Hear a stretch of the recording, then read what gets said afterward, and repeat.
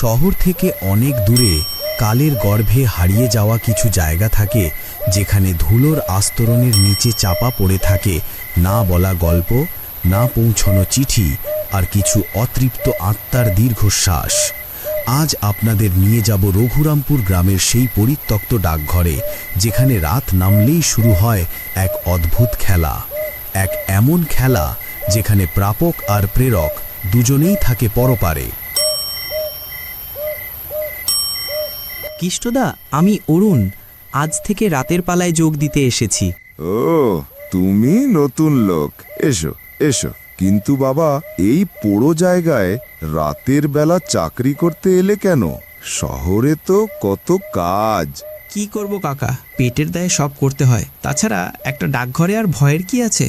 ভয় ভয় তো এই ডাকঘরের দেওয়ালে দেওয়ালে লেগে আছে বাবা।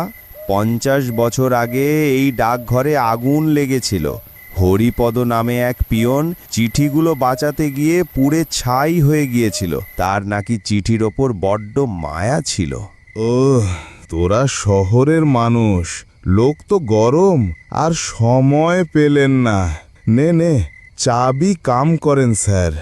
অরুণ কেষ্টদার কথাগুলোকে বুড়ো মানুষের গালগল্প ভেবে উড়িয়ে দিল। ডাকঘরের ভিতরে লাইট, বসার জন্য চেয়ার ছিল, কিন্তু আশেপাশে কোনো মানুষ ছিল না। সারা দিনের অনেক কষ্টের পর অরুণ চেয়ারে বসে ঝিমোচ্ছিল। কখন সে ঘুমিয়ে পড়েছে নিজেও জানে না। না, অচেনা জায়গা, ঘুমানো যাবে না। আরে, এই চিঠিগুলো তো আগে ছিল না, কে রেখে গেল? অরুণ চিঠিগুলো হাতে তুলে নেয়। প্রতিটি চিঠির খাম পুরনো এবং বিবর্ণ। সে একটা চিঠি তুলে ধরে। ঠিকানাটা স্পষ্ট, শ্রীচরণেশু বাবা, প্রাপক সুধীর বর্মন, গ্রাম তালপুকুর। অরুণ ঠিকানাটা দেখে চমকে ওঠে। এ কি করে সম্ভব? সুধীর বর্মন তো কবেই মারা গেছেন। তাহলে তার নামে চিঠি?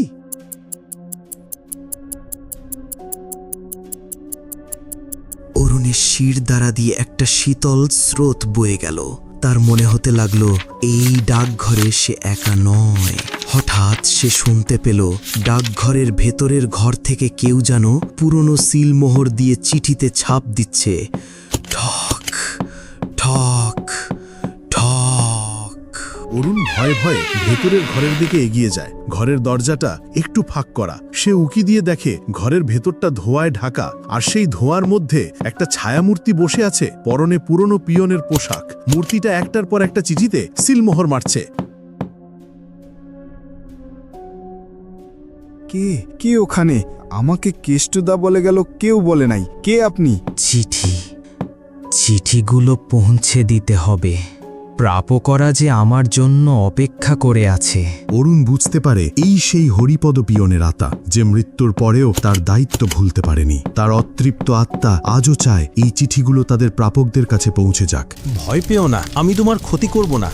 শুধু এই চিঠিগুলো তাদের ঠিকানায় পৌঁছে দাও। ওরা যে পথ চেয়ে বসে আছে। ঠিক আছে, আমি আপনার চিঠিগুলো পৌঁছে দেব, কিন্তু কোথায়? এরা তো সবাই... ওদের নতুন ঠিকানা এখন কবরে।